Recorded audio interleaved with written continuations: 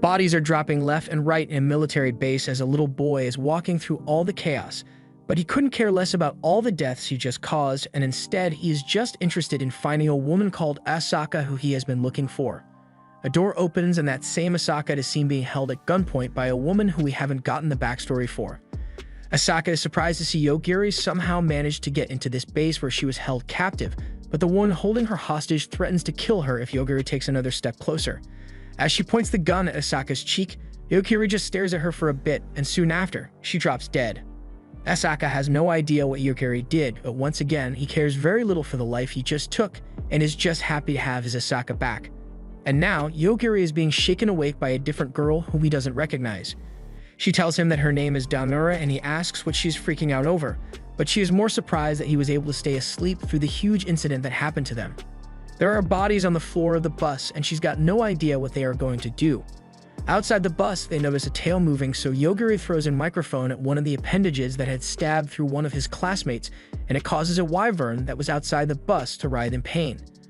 It gets up in a position that makes me question the nature of the appendage that was in that boy, and then it charges at the two of them in the bus, so Danura is sure that they are going to die here since there is nothing they can do against a beast as powerful as that thing.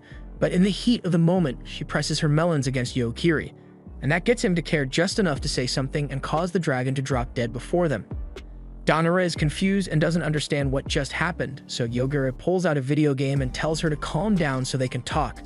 But she gets upset that he thinks now is a good time to be playing games. She asks if he doesn't want to leave the bus already, but he sees no reason to be in a rush since there is no guarantee that the outside will be safe for them to venture out into. She understands his point but asks that he put the game down and take the situation seriously for now. Yogiri obliges and asks to be informed of what happened that led them to the situation they find themselves in right now, so Danura explains that they were riding the bus like they would any other field trip day, but as they went through a tunnel, they found themselves in a sunny meadow. At first it was a pleasant yet confusing surprise, but then someone boarded the bus and introduced themselves as the sage Shion. She seemed nice enough at first glance, but as the teacher asks the reasonable question of what's going on, she boons his head off without hesitation. She tells everyone that she doesn't intend to harm anyone directly, but if they make her angry, they can fuck around and find out. She tries to make a joke, but it is so spectacularly unfunny that she freaking kills the driver for her own lack of a sense of humor. She explains to the rest of the students that she izakay'd them all here to become sages. This world is ruled by sages, but it is occasionally necessary to replenish the number of sages, which is why they were summoned here. She waves her hands and causes a majority of the students to begin glowing as she installs a system in their bodies called Battle Song. It comes with a status window, but Danura didn't get one, so she isn't sure what it looks like. Shion goes on to say that they have been given what this world calls gifts, so they are going to have to use those gifts well to become sages in the near future. Also, they only got 1 month to become sages, otherwise they die. Danura raises her hand and asks what happened because she didn't get one of those gifts, but Shion just says that there are times when people aren't suited to receive the magical gifts. So in other words, tough luck kid, you're screwed. Without a gift, she is doomed to become nothing more than livestock in this world. So with that out of the way, she tells them all that their first quest will be starting soon where a dragon will be attacking them, so they should try their best not to die. Danura's friend is looking over her menu screen and sees information about the dragon that will be attacking soon, but Danura still can't believe an actual dragon is going to attack. One member of their class gets the attention of the others and asks that they all work together so they can clear the mission, and to do that, they are going to need to know what they are working with, so he asks that they all reveal the gifts that they were given. The class comply with his requests and write down their abilities to formulate a plan, but Danura, who doesn't have an ability, can't participate. However, she wasn't the only one who didn't get an ability since there were 3 others who had the same thing happen to them. Ayaka Shinozaki and Yuichiro Kiryu. And then there is also Yaguri, who managed to sleep through the entire commotion undisturbed. But then again, it's not like he ever did anything other than sleep in the first place. A while later, the rest of the gifted classmates who were sharing their ability lists begin to leave without saying a word to any of the people in the back who didn't receive one. So Danura tries to wake Yogiri up so they can follow the rest of the class as they exit the bus, but the one who led them the gifted class stops Kiryu. He tells him that he didn't receive a gift, and while those who did have gained some kind of special ability that allows them to do things like rip a chair out of the ground with ease, the rest of the class are just regular people who are still failing P class. Shinozaki asks the gifted class to protect the ones without gifts since they have the power to do so, But the guy thinks it would only become a burden for the class if they had to protect people who were so weak the entire time they were trying to become sages. Thus, they came up with an ingenious plan. They are gonna ditch them all here and use them as bait. Everyone in the class agreed to do this to them, so there's no one to appeal to for help.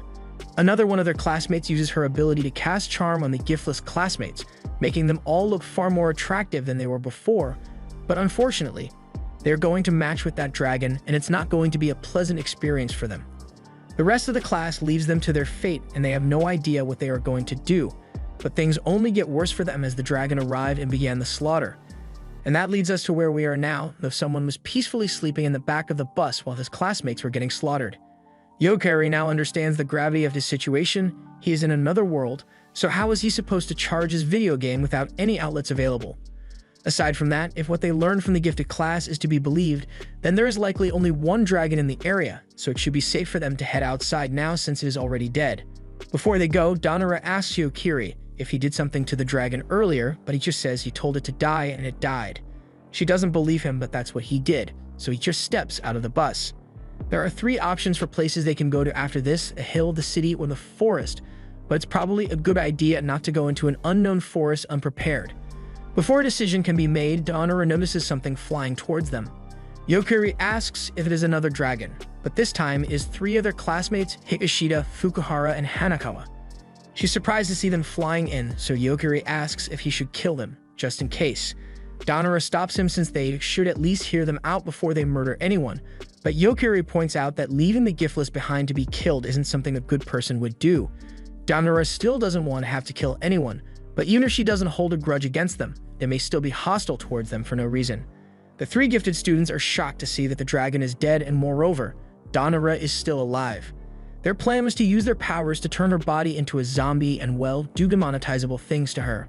And they say all of this right in earshot of Danara herself, so she realizes Yokiri may have been right about them not being good people and is suddenly much less opposed to killing them.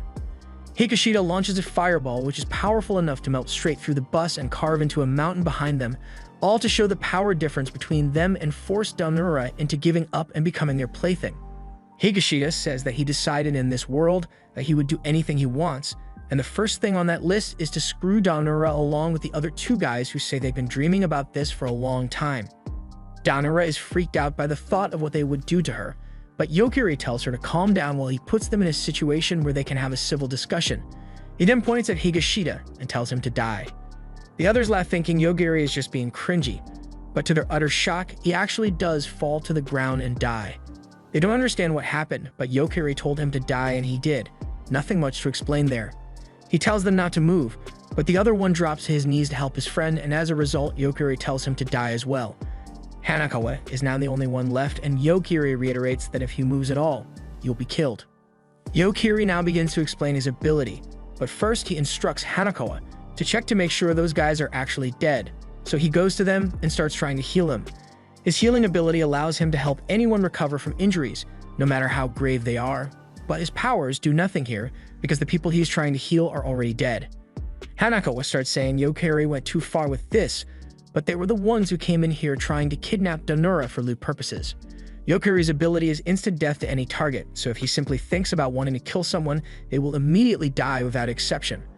Hanakawa can't believe what he is hearing since that power is way too broken, but he tries to play it off and get in close for a sneak attack. However, Yokiri stops him before he can do anything stupid and informs him that he also has the ability to determine if there is anything killing intent directed towards him. So when you combine the 2 abilities, literally anyone who has the intent of killing Yokiri may die just because they thought about harming him. Hanakawa breaks down, realizing that there is no way he can win against Yokiri, but Yokiri asks why he got so full of himself after having just received his gift, so Hanakawa explains that this isn't the first time that they have come to this world. A while ago, the magicians of the Kingdom of Iman summoned them to defeat the Demon Lord, but the gist of it is that they went on adventures in this world for about a year, and once they finally defeated the Demon Lord, they were returned to Earth. Velvet can't seem to remember those 3 ever disappearing for an entire year. According to Hanakawa, after they were returned to Earth, they found out that only a few hours has passed since they were initially summoned, so Yokiri takes that to mean that there is a way for them to return to Earth. He raised his hand to finish off Hanakawa to prevent any future issues with him, but he begs to be spared by Yokiri.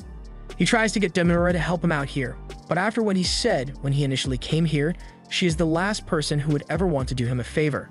As a last resort, Hanako pulls out a rare slave collar item which will make the wearer unable to disobey the commands of the first person they see. He puts the collar on and is now bound to the will of Daonora, but she doesn't want to have to deal with him, so she offloads the task of being his master onto Yogiri. Since Hanako can't disobey his orders now, Yogiri decides to leave him alive for a while, but he tells him to go stand in the forest full of magical beasts and wait. He also tells him to leave behind any valuable items that he has, so Hanako is forced to drop his entire inventory worth of loot from his last summoning. Daonora asks if he may be being a little too harsh and taking all of his stuff away and making him wait in a deadly forest, but they aren't exactly friends and there's no telling when he might betray them in the end.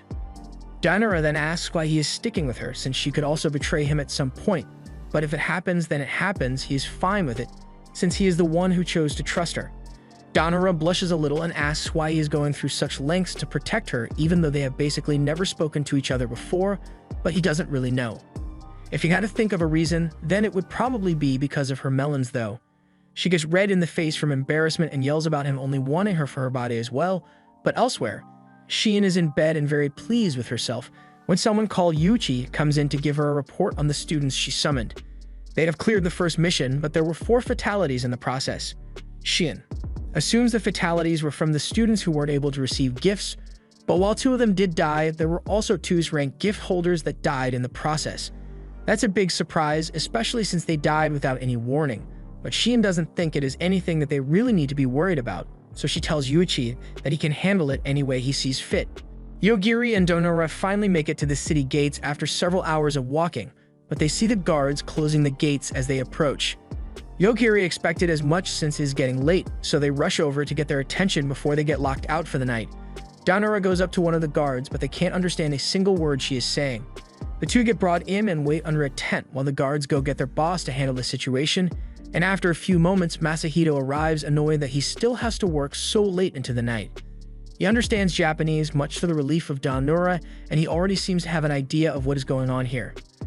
The rest of their classmates came through town earlier that day, so he has already dealt with them. Normally, he would get charged a toll in order to enter the city, but he receives clear threats. I mean instructions from Shion not to get in the way of the sage candidates, so he won't be charging them today. Yogiri asks about the other sage candidates he mentioned coming through and recalls that they had mentioned something about going to the capital, so he asks which direction that would be, but while Masahito is not allowed to get in their way, there is no incentive for him to help them, so Yogiri gets up to leave. However, as they are passing, he gets a good look at Daonora's assets and says he wouldn't mind it if Daonora stayed in his mansion for the night. But only Daonora. She doesn't seem interested and grabs Yogiri's hand to run away with a look of disgust on her face. She may not have liked the guy, but the reason she dragged Yogiri away so quickly was because she was afraid he would kill the guy for what he said. Yogiri doesn't know why she would think he is the kind of person to do something like that, but then again, he did kill his classmates back there for just moving, so it doesn't seem out of character for him. She moves on to another topic and talks about how amazing this town looks. It even has people that look like beast folk her. And speaking of beast folk, she gets approached by a cat girl called Mariyu, who can tell that this is their first time in town. She asks if they might be in trouble or in need of any kind of help from her because if they are, she is there to assist with anything. She seems a little too friendly for someone they just met, so Yogiri asks what she stands to gain by helping them out here. She doesn't even try to hide it and says she just wants to get along with all the sage candidate boys because they are all down bad and dying of thirst. And as a cat girl, if the sage boys become successful in future, she can roll a nat 10 on seduction and live the easy life from then on. Daonora doesn't agree with the thought process, but she can at least respect Mariyu's honesty on the matter. Mariyu goes on to say that Daonora doesn't need to worry because she won't attempt seduction on anyone who already has a girlfriend. She is well aware of what yandere girls are willing to do to keep their man, so she isn't going to risk it.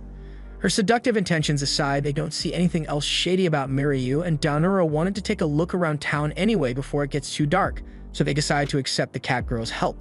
What's the worst that could happen? It's not like this is a trap or anything. Bulk, it was a trap. The 2 end up surrounded by a bunch of thieves after they spend the entire evening shopping in town. So Yogiri tries to de-escalate the situation by asking if they will accept money to leave them alone.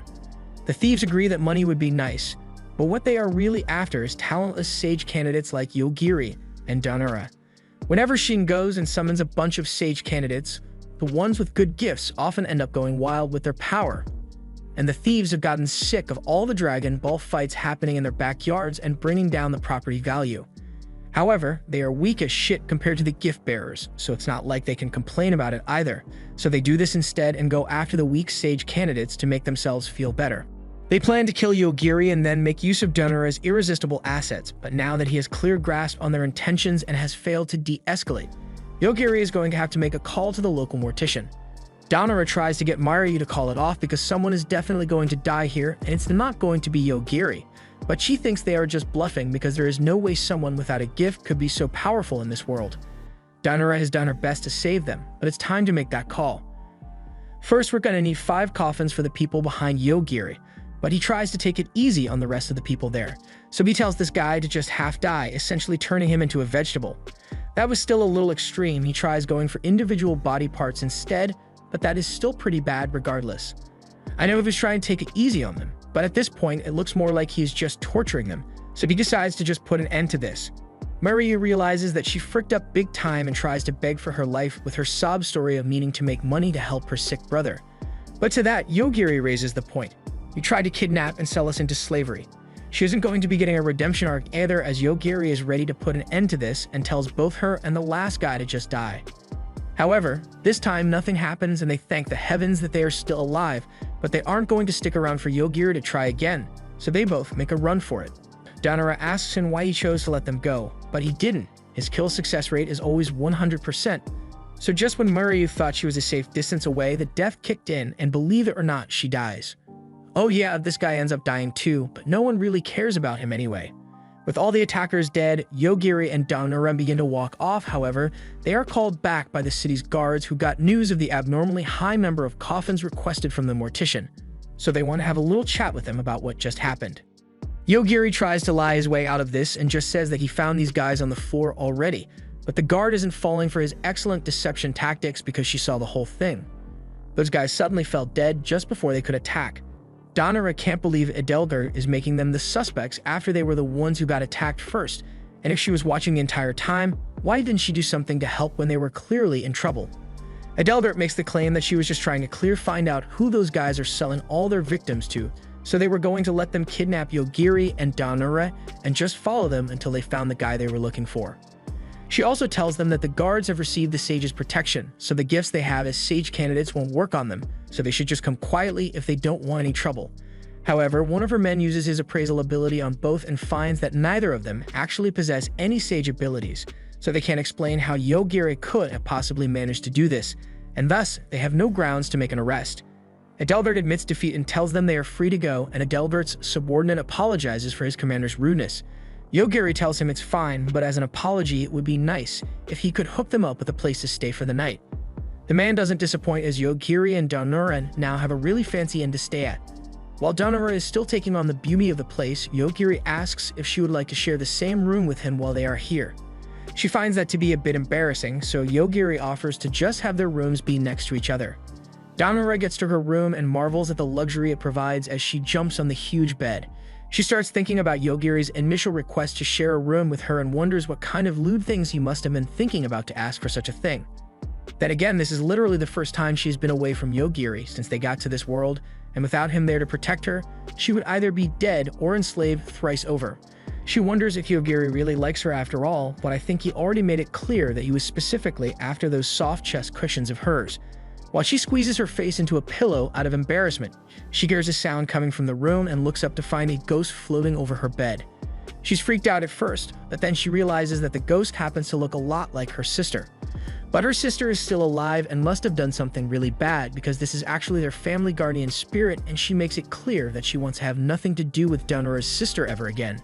She is here to help Danura in her time of need since she is facing a very troubling series of events, but she wanted to help her, and why didn't she do it when the dragon attacked, or maybe when she was almost sold into slavery twice in the same day? The guardian spirit, Moko, is an honest woman and tells her that she is scared to death by Yogiri, and that really tells you it's bad because she's already dead. With the kind of power Yogiri has, if she were to appear recklessly in front of him and make a bad impression, she could be erased from existence in an instant. So she wants Danura to tell Yogiri about her before she shows herself to him so he won't think of her as a threat. Danura says she'll tell him tomorrow, but then asks what kind of help Moko was going to give her. Moko explains that since she is a spirit, she can protect Danura from most things aside from physical attacks. In fact, she was the one who prevented the battle song Sage Gift from being installed into her body back on the bus. Danura gets angry because Moko basically put her at a permanent disadvantage in this world, but Moko doesn't see the problem since she thought Danura would have been opposed to a random person putting something suspicious inside her body. The Sage Gift certainly has its advantages, but once you allow it to be installed, then Shein basically has control over you for the rest of your life, so it's not the best trade-off. Besides, it is Moko's goal to ensure that Danura returns to the Earth to become the successor of their family martial arts technique. But while Danura certainly would like to go home, she's pretty much stuck just relying on Yogiri because she is so weak. But that's where Moko is going to work her magic, as she will teach Danura all the centuries of fighting techniques she knows of. The next morning, Danura meets Yogiri downstairs after not getting any sleep the whole night because of Moko's midnight training arc. She asks Yogiri if they are going to meet up with the rest of their classmates after this, and that is something he wanted to talk to her about. They both meet with a woman called Celestina, and she's been helping Yogiri by looking up the locations of all his classmates and how to get to them from here, as well as getting language translation and status concealment items for them. She even made him a charger for his game console, and I've got to say, Celestina is really earning that paycheck. She has also prepared 2 tickets for the both of them to reach the capital by train with a noon departure time. Yogiri thanks her for all her hard work, and if you were wondering how they've been paying for all the stuff they've gotten, they still have tons of gold they robbed from the 3 returner students. Yogiri asks Celestina if she can take their leftover gold and do something like put it in investments for them, and she totally does it with no issues. The two move on to continue their journey to join up with the rest of their classmates and are heading toward the Primal Forest because Celestina thinks they will head there to train. But midway through the ride, Yogiri senses something and pushes Danura down to avoid a slash that destroys the entire train car. One of those Dragon Ball Sage fights is happening nearby and the collateral damage is really high. Elsewhere, one of this world's sages receives a report from Edelgard about the situation that occurred earlier, but they still don't know what happened since the guy who is still alive hasn't been able to give them an answer. This was the guy whose eyes Yogiri told to die, but they do not know about his ability, so they are confused and trying to figure out the cause. Even after ripping out one of the guy's eyes and using healing magic to grow a new one back in place, he still can't see. The sage then tries to use her vampire nature to turn him into one and give him regenerative powers, but that doesn't work either. Their experiments are cut short soon after as someone bursts through the wall with a sword in hand, but we'll get to that later as we head back to Yogiri and Danura, who are still on the destroyed train.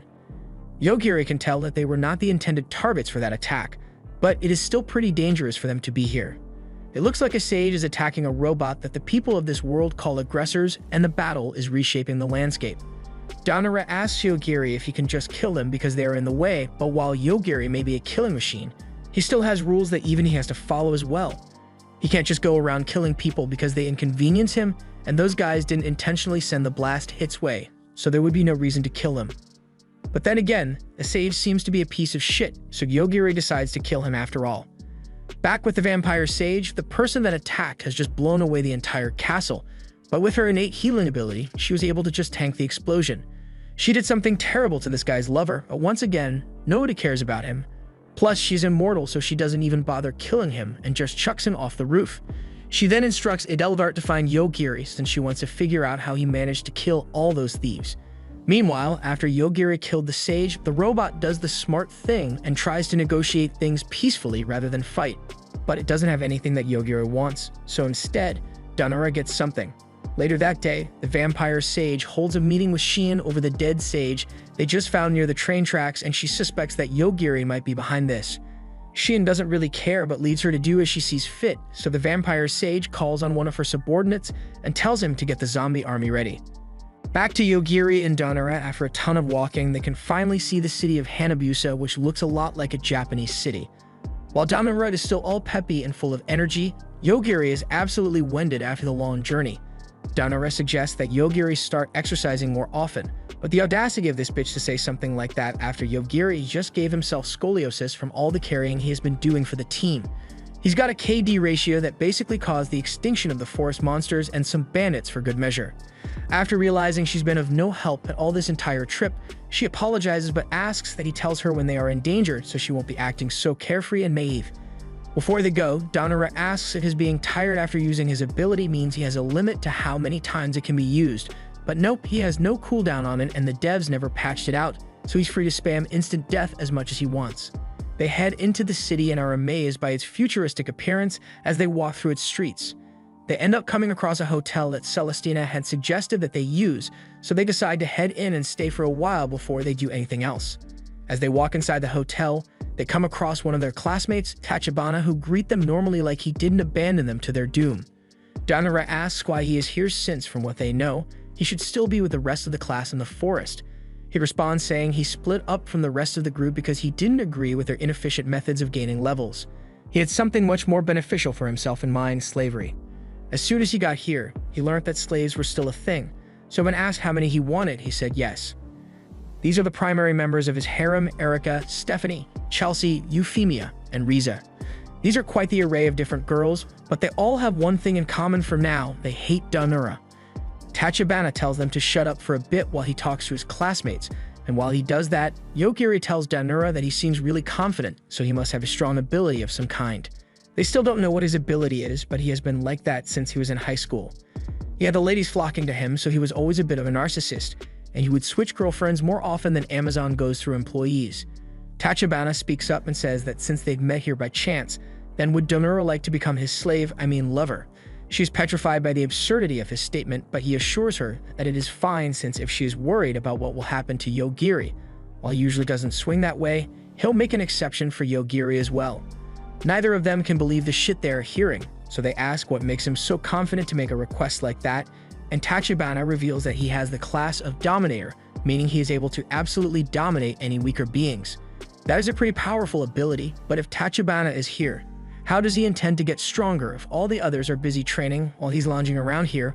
But that isn't much of a problem for him since his ability is also broken. He explains that after the class had safely made it to the town and were celebrating, he was approached by one of his classmates, Utori, who told him about the true nature of his ability. Utori has the class of consultant, so he came to give Tachibana some insight on what he should do from now on. Right now in the class, everyone is avoiding him because of his class of Dominator, and Utori doesn't want a fight to break out among them. So he informs Tachibana that the true power behind his ability is a pyramid scheme. He can go buy a bunch of cheap slaves and make them go out and fight for him. Then if the slaves win, he gets experience and can make the defeated people become his slaves as well, so his network of slavery will only keep on growing as time passes and his XP gain will be exponential. That's certainly useful information, but the menu screen didn't have any information like that, so he questions how Utori was able to figure this out. Utori revealed that his ability allows him to see the hidden details of anyone's ability, but that still doesn't answer the question of why is he giving a free consultation like this. As a consultant, his chances of successfully becoming a sage are tied to the success of his classmates, so he wants everyone to do the best they can do so they don't end up as livestock on the chopping block. That basically means that at this very moment, Tachibana's number of slaves is rising and he is gaining levels without needing to do anything at all. So he re-extends the offer and asks Danura to become his slave, but she still likes having her freedom. Tachibana agrees to leave and says he will give her time to think about the proposal. At least he isn't being pushy about it, so he isn't much of a threat to them for now, but Yogiri points out that it might actually be safer for Danura if she were to go with him since she would be close to the top in the pyramid scheme, but that's still not an option. 3 days pass and Yogiri has been asleep this entire time and Danura can't do anything by herself because she needs him to be there to carry the team. It has been peaceful this far, but not anymore as the zombie army has begun to invade the city. But once again, Yogiri isn't awake, so Danura just closes the curtains and chooses to ignore it. While she is laying on the bed, Mokomoko informs her that there is someone currently targeting her, but she isn't able to see them, so since she isn't built to handle threats at all, Danura grabs the phone to call Yogiri for help. Yogiri wakes up to the call for help, so he leaves his room to go save her life again. As he enters the hallway, he is able to scan and can sense some killing intent coming from someone, so he traces it back and kills the assailant, who happens to be Erica. He knocks on Danura's door to tell her there was actually someone targeting her, so now they got to discuss their next move. But first he makes a call to the local morgue for one more coffin.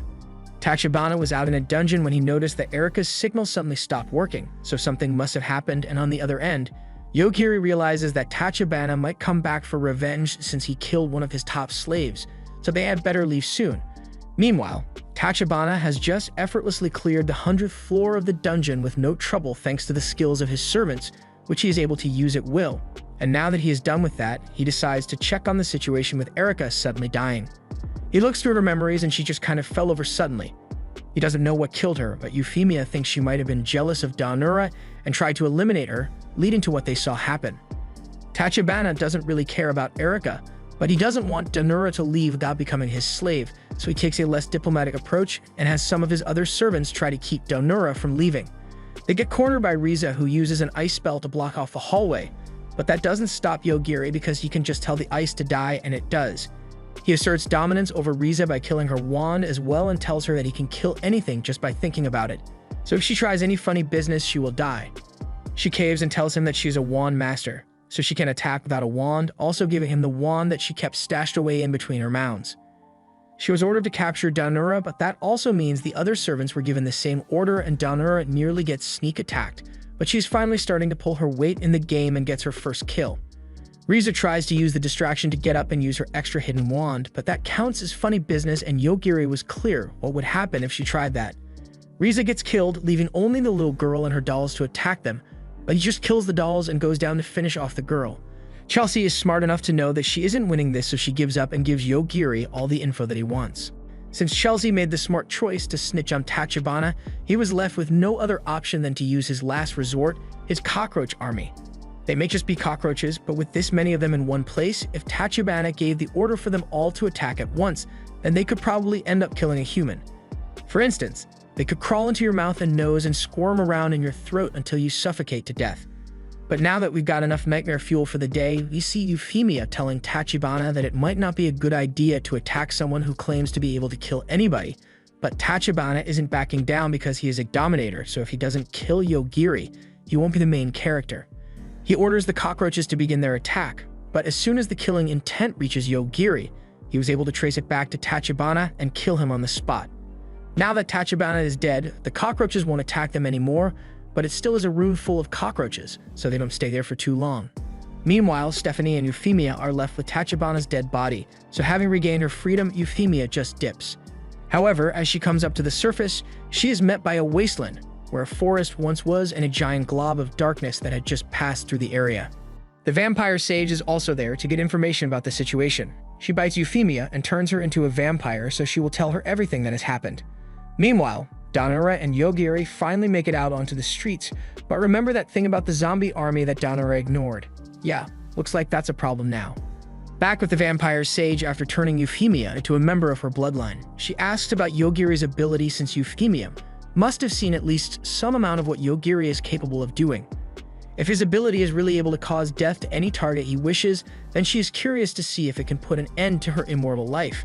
In the city under siege, people are running around in a panic as they get first-hand experience on what a zombie apocalypse feels like, all the while Yogiri and Daonura are hiding in an alleyway and planning their next move. The zombies are pretty slow, so Yogiri believes they could probably make it out of the city if they are careful not to get themselves cornered. Daonura asks if he really intends to just leave the people of the city as things are right now, but he never signed up to be a hero in this world. He made it clear at the start all he cares about are Daonura's fun bags, so she's the only person he feels inclined to protect. Meanwhile, the mayor of the town is outraged that the undead army's leader, Masayuki, showed up to his town unannounced and is laying waste to his people unprovoked. The vampire sage, Lady Lane, personally gave him control over this area, so Masayuki has no right to come in here and destroy it. Masayuki tells Ryota to calm down. After all, they were both once comrades and sage candidates. They both survived the same battlefield together, or at least Ryota did, since Masayuki died and got revived as an undead. Getting back to the point, Ryota tells Masayuki to take his undead army and get out of his city immediately, but Masayuki has all the permission he needs from Lady Lane herself, so there's nothing anyone can do to stop him since he has literally been given a license to kill as many people as necessary to find Yogiri. Hearing that this was under the orders of Lady Lane, Ryota is forced to concede and hand over the key to the city so Masayuki can get on with his plans. He takes control of the speakers placed all around the city and commands all the zombies to stop attacking for now. He then gives the people an ultimatum. He is looking for a boy named Yogiri and a girl named Daonura, so the people of the city have 1 hour to bring them to him, dead or alive. And if they fail, they'll be the ones who end up dead. He's already made sure that no one can escape by locking the gates to the city, so if the people want to survive, then they have to get their asses in gear and start hunting down the teenagers. Ryota isn't happy that his citizens are being treated as pawns in Masayuki's game of cat and mouse, but again, nothing can be done because Boss Lady said so. Now the people on the street are running around like crazy looking for Yogiri and Danura, and they are frankly more frightening than the zombies were. Danura doesn't even get why they would be getting chased to this extent in the first place, but there was that whole thing when Yogiri killed one of the sages. That was probably a pretty big deal. Recklessly killing people may end up causing them more problems in the future, but just as he says this, 3 people pull up behind him and are prepared to end his life in order to capture him. Yogiri gives a warning saying that he will not hesitate to kill anyone who attacks him, but this chunky guy pays no heed to this warning and attacks anyway. And as expected, another coffin now needs to be purchased. The other 2 guys get cold feet after seeing their friend get killed so easily and run away, and Yogiri is left wondering why Masayuki would think the citizens would be of any use in capturing him, as it has already been established that he can kill anybody without much difficulty. Then again, Masayuki might have been hoping that Yogiri would have some kind of moral code against killing civilians or something, but Yogiri has no such weaknesses. Still, he doesn't particularly like the idea of having civilians thrown at him like meat puppets, so he decides that it might be a good idea to go negotiate with Masayuki personally. The 2 head to the town square to meet with Masayuki, and the place simply reeks of death and decay. They get to Masayuki and he is pretty disappointed that he didn't get the chance to kill more citizens before Yogiri turned himself in. Masayuki asks if he intends to sacrifice himself for the sake of the citizens of the city, but he has come to do no such thing. Masayuki doesn't think Yogiri has much of a choice in the matter, though, since he is the one holding the power here, but Yogiri has come to bargain. He wants to use the train to get out of the city, so he would like Masayuki to get rid of the barrier around the city. Masayuki becomes vain, throbbingly enraged, and tells Yogiri that he is in no position to be asking for favors right now. Yogiri concedes and agrees to sweeten the deal by letting him live even though he is a bastard. However, Masayuki can't recognize how lucky he is to receive such a great deal and orders his undead army to kill Yogiri. He believes his army should be immune to whatever kind of death magic Yogiri possesses since they are already dead. But Yogiri just tells them all to die, and even though I don't know how it's possible, they all die again, and this time for good. The smile on Masayuki's face fades as he starts to wish he had taken Yogiri's initial offer. His immortal army has been defeated in an instant, and not wanting to be next in line, Ryota throws his hands up and sells Masayuki out. Masayuki isn't even mad that Ryota is ditching him, but what he wants to know is how something that is already dead could possibly be killed. It's all simple, really. You say they are dead, but they were still moving, so Yogiri considers them to still be alive. And if that doesn't make sense to you, it doesn't matter, because this is Yogiri's show, and he gets to decide what dead means. Masayuki can't stand for such absurdity and begins to transform so he can fight Yogiri at full power. However, Yogiri doesn't play by the rules and just kills him before he can finish transforming. There's still the problem of needing to take down the barrier around the city, but that shouldn't be a problem as Ryota seems more than happy to do whatever Yogiri asks of him. He pleads with Yogiri to spare his life, but Yogiri never intended to kill him anyway, as he only ever kills in self-defense. Ryota explains that Masayuki was ordered by the vampire sage Lane to kill Yogiri. The city and the surrounding area are controlled by Lane, so as her subordinate, he was put in charge of looking after the city. That's a bit confusing to them since they got called here by sign to become sages, and now they are being hunted down by another sage. Just then, Mokomoko appears and informs the 2 that some spiritual manipulation was targeted at this area, and all of a sudden, all the citizens of the city now have killing intent directed towards Yogiri and Danura. If it is a spiritual attack that is making the citizens act up like this, then maybe the barrier could block it out, but as Ryota tries to use the key to change the barrier settings, he finds that he has been locked out of the controls, which could only possibly mean that Lane has taken it over and is the one behind this. From a great distance away, Lane is carrying out her plan, but Euphemia tells her that what she's doing is really risky. Lane already knows that Yogiri was able to kill Tachibana over a long distance by tracing his control of the cockroaches, and with power like that, he is already far above the power of any sage. That is exactly why Euphemia believes they should just let him do his thing and step aside. The mind-controlled people begin attacking Yogiri one by one, and he is forced to continuously kill them as they attack. He has had something like this happen to him before, where one guy tried a bunch of things just to see how Yogiri would react to them, but in the end he can always just kill them all if it comes down to it. Ryota is having a really hard time seeing all of his precious citizens dropping like flies right in front of his eyes. Meanwhile, Lane is still doing her thing outside the city, and as that darkness monster from before is approaching, it works out in her favor because now she can cause Yogiri's death without any direct killing intent against him. She decides now is a good time to put her backup plan into action and duplicates her body several times in the sky. In the city, the darkness has arrived within the city borders, and it is turning everything that it comes in contact with into sand, and it's heading straight for them. At the same time, Lane explains that she created her clones with all information about Yogiri being removed from their brains, so with no knowledge of who Yogiri is, there should be no way for them to hold any hostility towards him, and thus he shouldn't be able to kill them. She decides to use the darkness as a cue to begin her attack, so she orders the clones to carpet bomb the city once the darkness dies, as she expects Yogiri to be able to kill it. In the city, the people watch in horror as the darkness tears through the architecture and leaves nothing but dust in its wake. They believe there's nothing anyone can do to stop it, but Yogiri could definitely do something if he wanted to. He has a bad feeling about this, but at the same time he can't leave that thing to just kill everyone, so he decides to kill it. After the darkness is killed, Lane's carpet bombing strategy takes effect and more destruction rains down upon the city. Yogiri can see the attack, but he can't sense any hostility, almost as though something is just attacking the city indiscriminately. This must be the work of whoever was testing him with the civilians, but while Yogiri was having this intense tactical analysis, he was buried face deep in Donnora's voluptuous buns. This reminds him what he is fighting for, so he gets up to solve the problem, but that's easier said than done since he doesn't know where the attacks are coming from.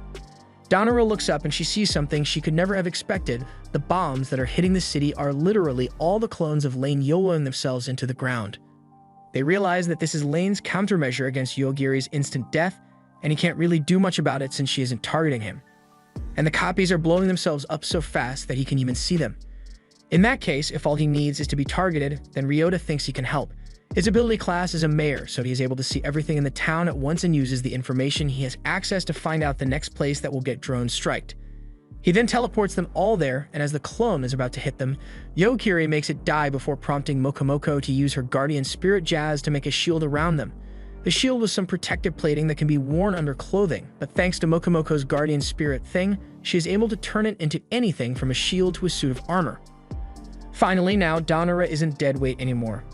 All Lane's clones have been defeated, and Euphemia is telling her that she fucked up when she decided to go after Yogiri, but she still doesn't see the problem since she can just create more clones to attack again. Just then, the full scope of the instant death hits and Lane realizes, oh shit, I really fucked up. Still, she did want to die anyway. Elsewhere, a little girl wakes up from a nap in a coffin and receives a pre-recorded message from Lane telling her that she is a copy of her that was made to be its own separate person. This was done to avoid attacks from Yogiri, but we'll get back to that later as Yogiri and Donnora are about to set off from the city now that they've received some transportation from Ryota. Meanwhile, we finally get to see what the other students have been up to as we meet Ryuko, who is a samurai class. After defeating a monster, she enters her tent where a girl called Carol is standing. Carol stole Ryuko's phone because she wanted to get a look at the app she had for monitoring Yogiri. It seems they were both tasked with spying on him back on Earth, but as they check the monitor, they are greeted with horrifying news. Yogiri's first gate is open. Donnora has been put in charge of driving the Jeep, but from the way they nearly died right there, it is clear that she doesn't know a damn thing about driving. So she wants to switch with Yogiri, but he's already fast asleep, so it looks like she's on her own for this one. Since she wasn't paying attention, Donnora is about to crash into a boulder on the road, while Yogiri is having a wonderful dream involving this woman. We get a little backstory of who this woman is, and she is seen signing a contract for a job interview. She finds it a little concerning that there's a death waiver involved, but she's in too deep to back out now, and those bills aren't going to pay themselves, so she goes along with it. She asks if this is some kind of evil organization, but her employer assures her that everything that goes on here is mostly legal, but he does sound very convincing. He tells her that this facility researches curses, so her job will be to take care of a monster. She is led down a creepy red hallway and asks where they are heading, so the employer informs her that she is tasked with looking after a being whom they have dubbed Alpha Omega. From the description given, Asaka wonders if it might be a human, but the employer doesn't really know as he has never risked seeing the thing for himself. Alpha Omega has the frightening ability to kill anything just by thinking about it, so they brought in Asaka to be its teacher. It's already dangerous enough as it is, but imagine a toddler with no sense of maybe I shouldn't kill people for fun, having that kind of power. That is where Asaka comes in, but if you're wondering why she was selected for this dangerous job, it's because she's the only one who showed up. They get to the bottom of the elevator, so the employer hands her a piece of paper and tells her you're on your own now before leaving her to deal with the being. She's got no other choice than to go in, but they shouldn't blame her if the world gets doomed because of something she did. She enters a room that has an artificial environment being generated and walks over to the house illustrated on the incredibly well-drawn map. Once there, she calls out to see if anyone is home and eventually comes across a little boy in the center room.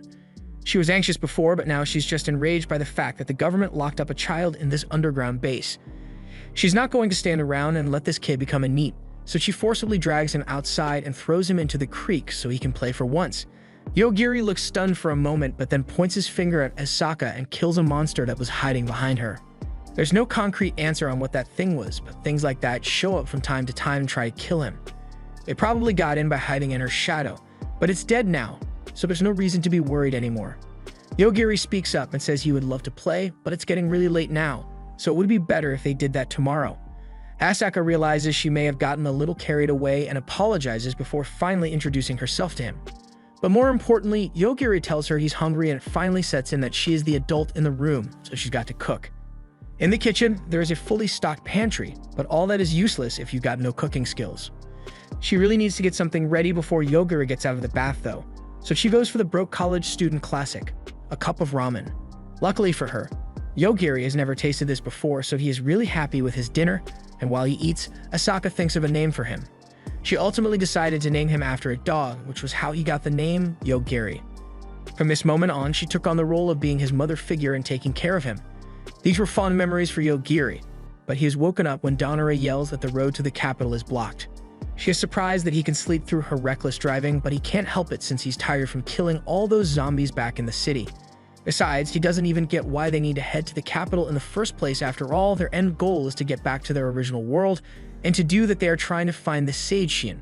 So even if they don't head to the capital, there should still be other ways available to locate her. With that in mind, they decide to turn around and find another way past this mountain. But as Danara is backing up, she accidentally rams into a dragon that was standing behind them. They get out to assess the situation, but the dragon attacks, leaving Yogiri with no choice but to kill the thing.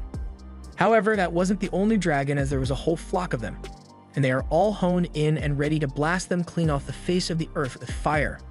Unfortunately for them, they were up against Yogiri, so moments later, they all dropped dead. They were forced to wipe out an entire population of dragons, but if you think about it, this is dragon territory, so Yogiri just pulled up and committed mass genocide in their front lawn. However, things aren't over yet, as a golden thunder dragon soon appears. However, the gold dragon doesn't seem to have any killing intent aimed at them, so Yogiri sees no reason to kill it. After a few moments, the dragon says they can pass and then tries to fly away in a hurry so it doesn't get killed. Since the dragon can talk, Yogiri calls it back under threat of being killed, and we are introduced to this little girl. Danara wonders why that huge dragon turned into this little girl, but don't let the details bother you. Right now, Yogiri asks the important question of why the dragons attacked him and Danara in the first place. The girl explains that they were trying to test if Yogiri was worthy of meeting the Swordmaster, but he has no idea who the Swordmaster is. The dragon can't believe they came all the way out here with no intention of meeting the master, but they just want to get to the capital, so there's no reason to take a detour now. The dragon pleads with them to follow her to the master since her job was to bring promising individuals to him, so she can't return empty-handed after losing her entire dragon army. The Swordmaster is supposedly on equal terms with a sage, so Yogiri agrees to meet him since he might have some clues on how they can return to their original world. Plus, they were kind of stuck here anyway, so the dragon promises that if they come with her to meet the Swordmaster, then she will personally take them to the capital. She introduces herself as Attila and guides them to the location of the Swordmaster. When they arrive, they find a lot of people standing around as they are also here to meet the Swordmaster and have a chance at becoming the next Divine King. One of the guys there thinks it must be against the rules to come here by car since everyone else had to walk, but the Swordmaster himself says he has no problem with it. You may think the Swordmaster is a nice guy, but you'd be wrong, as the first order of business after he arrives is for everyone to kill each other until there are less than half remaining. Yogiri didn't even want to come here in the first place, so he asks if he can just go since he isn't going to participate. Thus, the Swordmaster makes up a rule that no one is allowed to escape. The bloodshed begins as the participants begin killing each other, and as some people begin to target him, Yogiri sees no choice other than to kill him. But this time, he doesn't need to, as someone steps in to protect him and Danara from danger. This guy seems to actually be pretty decent, but he is glazing the Swordmaster way too much. He says there is no way the Swordmaster would ever actually want them to kill one another, so it must have just been a test to see if they would act dishonorably just because he said so. However, the man definitely just wanted to see some of them die. Yogiri notices some magicians casting an ominous spell in the background, so he kills them, and the good knight continues the glazing, saying the Swordmaster must have killed them for not acting honorably. They also notice this guy who was cosplaying as Gojo, the bisected one, but he's still alive and kicking. So he asks Donora to put that rainbow-colored stone in his hand. She's freaked out but does as he says, and as he holds the gem, he returns to his unbisected body. The Sword Master has had enough killing for one day, so he tells everyone to stop and follow him because he is continuing the test elsewhere. Attila pleads with Yogiri to keep going along with the trial because if he wins and becomes the next Divine King, then she will get a promotion and become his attendant. It's not like they have gotten any information yet, so they see no harm in continuing with the trial for the meantime. But this is getting more annoying than Yogiri would have hoped. They follow the Sword Master, and along the way, the knight who helped them introduces himself as Rick. The bisected one is called Lionel, and now that introductions are out of the way, Yogiri asks what the big deal is about becoming the Divine King. Rick explains that the Divine King was a person who sealed away the Dark God long ago. But even though the Dark God is sealed, it is still a threat as there are many people working to revive him. Meanwhile, in the back, Donora asks Lionel what that stone was that healed him. He explains that these are apologems that can heal serious injuries and also be used for gacha games. He has always had terrible luck since he was born, so he would always end up in terrible situations, and more recently, he ended up getting sacrificed by a weird cult. He thought he was dead for sure, but then a goddess appeared and went, "Damn sorry dude," giving him apology gems to make up for his terrible life. Aside from injuries, he can also trade the gems for random items, but with his bad luck, he ends up just getting a brush. He used up most of his crystals on that one, but he gets new ones every midnight depending on how bad his luck for the day was. The rest of the group disappears into a barrier, and as they follow, they find themselves before a huge tower. Attila seems to have been left behind due to the barrier, so it seems like only those that are participating in the trial can enter. They enter the tower and head up to the top where the Sword Master shows them the seal created by the last Divine King holding hundreds of monsters and the Dark God. Donora can see a girl in the middle stabbing herself along with the Dark God. One other participant, Frederica, tries to launch an attack at the Dark God to kill it once and for all. But the barrier slows down time, so it may take hundreds of years for the attack to finally reach, and one piece might have ended by then. The goal for the night selection exam is for them to accumulate 100 points before they get to the ground, and they can't cheat by jumping off the side of the tower either.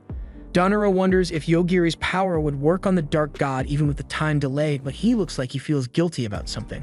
He usually has a rule about not killing things unless he has a reason to do so, but Yogiri was feeling a little off from all the miasma that was in the area, so he wanted to see if he could find the source and get rid of it, meaning he already killed the Dark Lord in the time bubble. Now that they basically made this whole test pointless by killing the Dark Lord, Yogiri wants to get out of here before anyone figures out what he has done, but before they leave, Lionel hears his name called out by the entitled bitch that dragged him into this competition in the first place. She is demanding that he hand over some of his apologems so she can replenish her mana before the test begins, and he complies but tells her that the apologems do not work for anyone other than him. She leaves Lionel behind, and after picking up his gem, the team can finally get moving. Thankfully, since they were delayed, the people who went ahead have kindly and involuntarily showcased all the traps that were set in the tower, so now their job should be much easier since they just have to avoid triggering the remaining traps in the tower.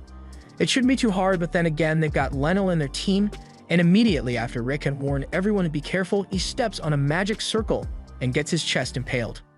Thankfully, he still has some crystals left, so he is able to recover from the severe damage he just took, and since this keeps happening so often, Donora suggests that he just keeps one crystal in his hand at all times.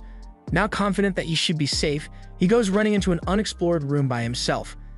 And for the sound of the blood-curdling scream coming from him, I don't think he is having a good time in there. Rick runs in after him and finds a woman called Teresa standing in the middle of the blood-covered room. Rick can't believe she would do something like this, since she is meant to be one of the Knights of the Divine King, but this is well within what she would usually do, especially since this is how you're supposed to gain points in this tower. In fact, she ended up killing so many people just for the hell of it that she got her title as a knight stripped from her. So since she is currently unemployed, she decided to try her hand at becoming the Divine King as well, and it's a little bonus that she gets to kill as many people as she likes. Rick tells the others to get out of here as soon as possible, but Donora tells him they can't move because there are currently dozens of things wires strung up all across the room. Teresa is impressed she managed to figure that out before they could fall for the trap, but regardless, that won't save them. Rick puts himself in the front line and tells the others that he will keep Teresa at bay while they find a way to get out of here. However, Teresa has no intention of letting any of them get out of here alive as she starts striking at Rick with her threads. She is definitely a strong opponent, and Rick is doing well to keep up with her attacks thus far. However, Donora can tell that Teresa is still holding back, so if she gets serious, he may be unable to handle her. However, it's never going to come to that as Yogiri tells her to die, and Teresa is immediately on her way to the afterlife. Now that she's dead, they remember they had a guy named Leno with them, and Yogiri finds his severed hand on the ground. Pretty unlucky that he got his hand with a crystal chopped off, but at least he is still alive. The group head down and have now made it to the 98th floor of the tower, and they are informed that this place counts as a safe zone, so they are free to rest while they are here, and there are even rooms provided for them. Yogiri suggests that since this place is safe, they can split up and do their own things for a while. Rick is okay with splitting up, but he asks if Yogiri and Daonora will be alright by themselves. They say they are fine, and Leno agrees as well since he has run out of apologems for the day, and if he leaves this place without one, he may die for real this time. Since everyone is in agreement, Rick says he will be going on ahead, and Lionel gets a room so he can barricade himself for survival. Yogiri asks Daonora if she would like to rest for a while, but unfortunately, there is currently only one room available in this safe zone. And you know what that means. Daonora gets nervous and reminds Yogiri that Mokomoko is still here and she will be able to see if anything happens, but Mokomoko says she's okay with the prospect of a grandchild. Yogiri wastes no time in taking off his clothes, but I don't know what you were thinking because he just wanted to change and go to sleep. Meanwhile, Mid-Mag has finally come, so after nearly dying 15 times today, Lionel receives his next batch of apologems and gets a great deal on them as well. He received 100 apologems and a guaranteed ultra-rare gacha. He is excited and goes for the gacha pull immediately, but instead of a weapon or armor of some sort, he gives a woman. This is the goddess that brought him to this world, but she's not here to join him in his adventures or anything. She just wanted to pop in and see if he is still alive. She also tells him that she updated his save point, so now, no matter how many times he dies, he will always respawn here. She then disconnects from the body and vanishes. Meanwhile, in the tower control center, the homunculus girl informs the master that there is a problem. From her calculations, the number of souls that the tower has collected doesn't match the number of people that have died, but he doesn't see it as that big of an issue since they still have more than enough souls available to run the barrier. Another point of concern is that they will also need to replenish their stock of half-demons who are powering the barrier. Elsewhere, we see a blue-haired girl running through a field with explosions happening around her. She points out that it is rude to attack someone on sight when you don't even know what they want yet, but the guy is already well aware that she is here to recruit him. The girl was indeed asked to recruit him and was given orders to kill anyone who refused to join, so she makes sure she has the right person by scanning him with her eye. The guy is called Seitu, and he used his gift to build this colony and live a peaceful life here. And he doesn't want that messed up by Aoi, so he uses his power to attack her with a bunch of tentacles. Unfortunately for him, Aoi has hacks built in. Since none of his abilities are working, Seitu takes out his sword, which has a high luck stat on it, so her ability can't affect it. But that just means she has to avoid getting hit by Seitu's sword, and she does so quite effortlessly before holding him at knife point and slitting his throat. She then gets a message from her talking knife informing Ho that she has got another job to complete and needs to head to the city of Hanabusa in order to take out Yogiri. She's annoyed that she doesn't even get to catch her breath, but starts heading out to complete the mission. But before she goes, a face I never thought I'd see again shows up. Hanakawa somehow managed to survive in the forest for a while, and he was eventually saved by Seitu, who took him in and let him live in his barony. However, now that Aoi has killed him, there's no one left to protect this place, so he desperately wants to go with her. Back to Yogiri and Daonora. Daonora was still sleeping when Mokomoko started calling for her to wake up. She opens her eyes and finds Yogiri's face first in them titties, although it's not like he did it intentionally since he is still asleep. Besides, that wasn't the reason Mokomoko woke her up, it was because she is stuck in the wall. She was watching them sleep earlier when Yogiri started hugging Daonora in his sleep, and thinking some spicy action was about to take place, she went into the wall so she wouldn't be interrupting anything. But then she got curious to see if they had gotten busy yet, so she tried to take a peek, and then this happened. It seems like the tower has a mechanism to capture spirits, so she is slowly getting sucked into the wall. Yogiri finally wakes up and she asks if he can do anything to save her, but Daonora has already given up and thanks Mokomoko for all the time they spent together. Since the wall is sucking her in, Yogiri walks up to it and locates the mechanism doing the sucking. Then he makes it die, which works for some reason. Mokomoko is glad she managed to survive, even though she's been dead for centuries by now, but she still wonders what the reason behind the tower sucking up souls could be. Yogiri isn't sure, but with all that has happened, he tells Daonora that she's going to have to make sure she is ready because he's going to kill anybody that even remotely seems like a threat from this point onward. She already knew they would need to kill people that try to kill them, and she is thankful to Yogiri for always protecting her. And she got Yogiri blushing really hard from what she just said to him. Elsewhere, always approaching Yogiri and the others in the tower, but they run into the dragon and Hanako thinks they should run away. But she doesn't think it's such a big deal and just says, "I don't think a dragon's that bug should be able to fly." And immediately after, the dragon falls to the ground. Her ability doesn't simply cause a Force Nat 1 roll, it literally changes the world to be exactly as she believes it to be. So in other words, no matter how delusional she is always right. But if her opponent has good luck, then she can't use it on them.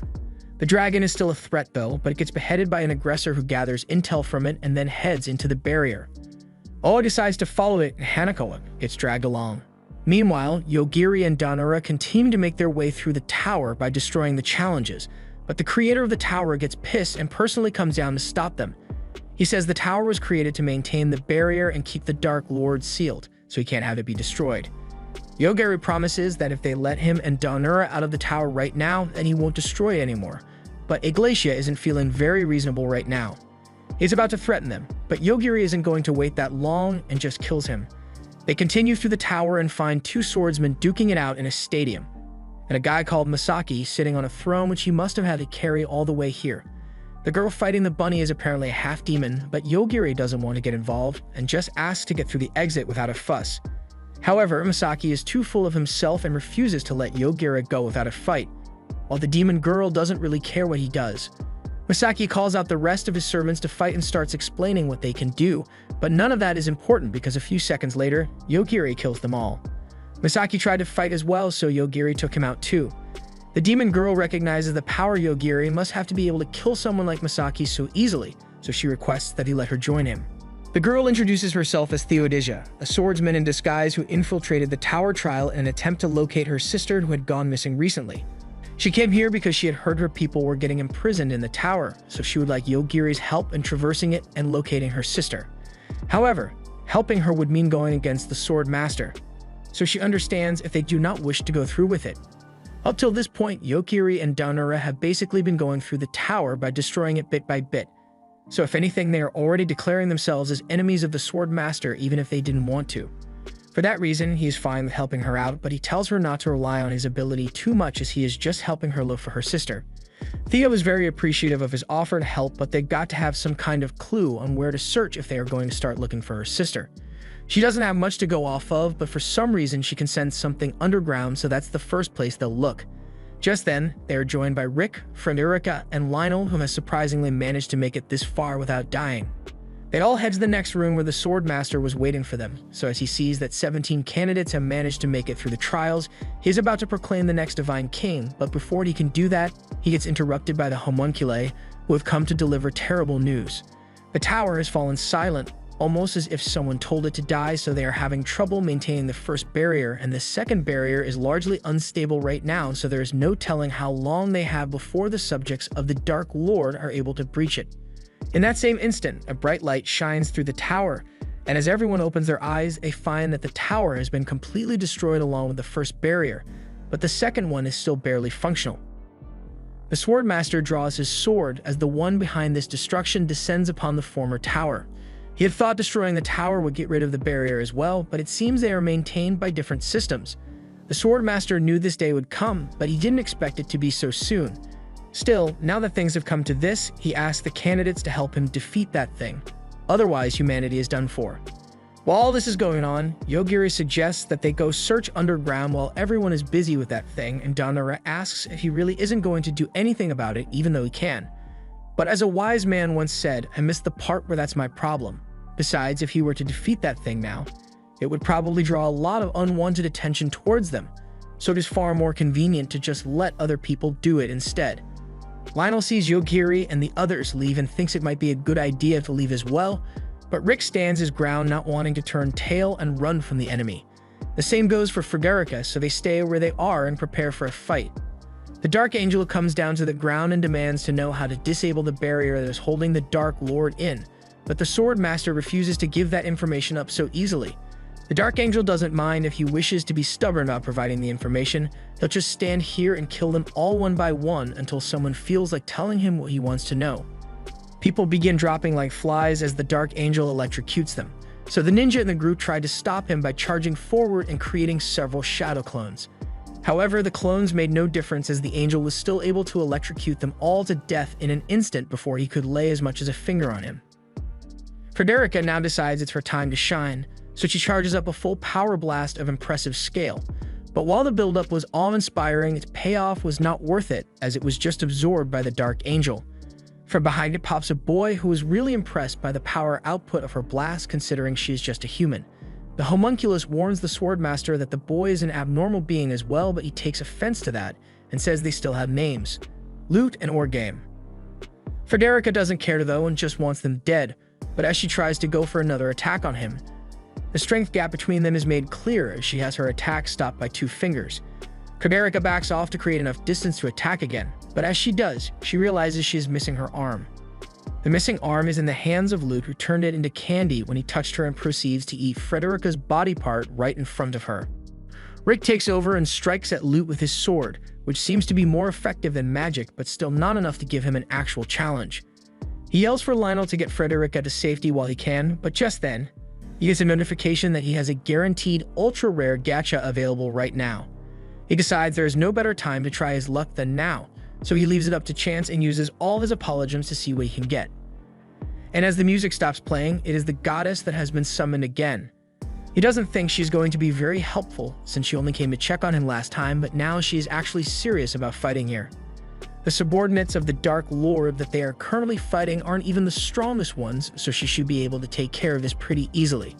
They were excited for a moment, expecting the goddess to obliterate the Dark Angel, but imagine their shock when Orgame starts kneeling to her instead, and Loot hugs her because they haven't seen each other for a long time now. It turns out that meeting the goddess was one of the most unlucky things that could have ever happened to him, as her ultimate goal in coming here was actually to destroy all of humanity.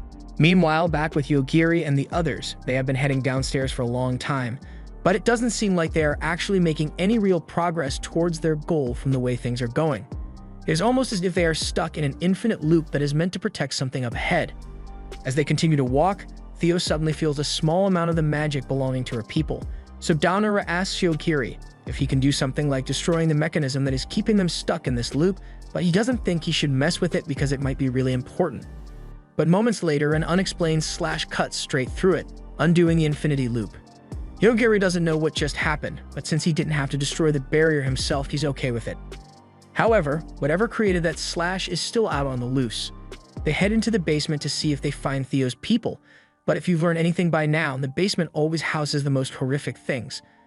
Case in point, the pile of living sludge that were once known as Theo's people. They were likely turned into this, so they could have their magic drained from them, but despite the abomination she is witnessing, Theo is somewhat glad that her sister isn't among the ones that were forced to suffer this fate. She puts them out of their misery with her sword, and now they know what happened to the demons that were kept here. Daonara asks what they are going to do now. Yogiri says they should head back to the surface for now, and they'll decide where to go from there depending on what is going on at the moment.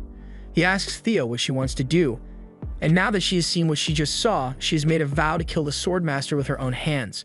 Back on the surface, the Swordmaster appoints Rick to be his successor if anything were to happen to him, so even though he doesn't intend on dying here today, if he were to die, Rick should be able to hold his own using the power stored inside the tower. Lionel feels terrible for bringing the goddess here when her goal is to wipe out all of humanity, but even if he dies, he will just end up back at the last save point, so he takes a gamble and asks the goddess why she is doing all this. She had a pretty decent relationship with him, so she explains that a long time ago, her boyfriend disappeared without saying anything to her. This is the Dark Lord we're talking about, and after he went missing, she sent a bunch of messengers all over the world to locate him and found out that he was sealed away here. But no matter who she sent out, she was never able to beat the Swordmaster. So she started thinking that if she sent someone as unlucky as Lionel here, his bad luck might rub off on them and make the Swordmaster lose for once. Lionel knew he had bad luck, but he never thought it was bad enough that a god would use him as her trump card to destroy humanity. To top it all off, she uses a magic mirror to check the status of the people who could pose the biggest threat to her, but for some reason, it looks like they all died of unknown causes. Things are going great for the goddess, so she takes out the barrier's core and is about to crush it to finally revive her beloved. Yogiri and the others make it back to the surface just as the goddess is about to break the barrier core, and as she does, it crumbles to pieces, allowing time to flow once more. However, instead of the lovely reunion she was hoping for, the Dark Lord plummets to the ground because Yogiri killed him a while ago and everyone is left in utter shock. While everyone is confused, Theo takes the opportunity to run up behind the Swordmaster and slice his head off to get her revenge for what he did to her people. At the same time, that Blade Invader from before stabs the goddess to gather information while she is in a state of shock. After it leaves, she falls to the ground, but while the stabbing wasn't enough to make her lose her life, she has definitely lost her mind after losing her darling. The rest of the Dark Lord's subordinates prepare to take revenge on the humans for the death of their lord, and since things are going to get bad if he does nothing, Yogiri tells Theo and Danura to hold on to him for a second. He then uses his ability to kill all the subordinates of the Dark Lord as well, and if you're wondering why Theo and Danura needed to hold on to him, they didn't. He just wanted to experience it. After all the subordinates are dead, Danura asks if they should do something about the goddess that is firing off blasts indiscriminately. She has just gone insane and holds no hostility towards Yogiri, so he sees no reason to kill her. At the same time, Aoi is dragging Hanakawa towards the former tower as the blasts erupt from the goddess. He just wants to go home, but she assures him that there is no need to worry since they won't die from this. Main characters always have plot armor protecting them from getting hit by random shots. She approaches the guys who are taking the front of the goddess's attack and asks if they've seen Yogiri around here. Rick knows Yogiri, but this isn't the best time to be looking for a friend as they are a little busy right now. Aoi acknowledges this and decides to help him finish the battle so she can find Yogiri sooner. She scans him and relays that he has become the new Swordmaster, so he should have the power necessary to kill the goddess. Rick gives it a try and lunges forward to attack her, managing to stab her through the gut and finish her off. And now that that's done, Aoi is back to searching for Yogiri. It doesn't take long before she spots him through the dust, so she scans him to get a sense of what she is up against. And she immediately regrets coming here.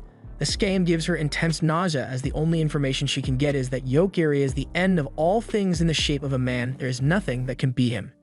She starts throwing up, so Yogiri asks if she is alright, but she is too scared to get any closer to him. She makes up an excuse by saying she wanted to deliver Hanakawa to them, but Yogiri doesn't want him in the first place. With nothing else to say, she makes a graceful exit so she doesn't get killed by him, leaving Hanakawa behind to fend for himself. After all is said and done, there are only a few people left alive.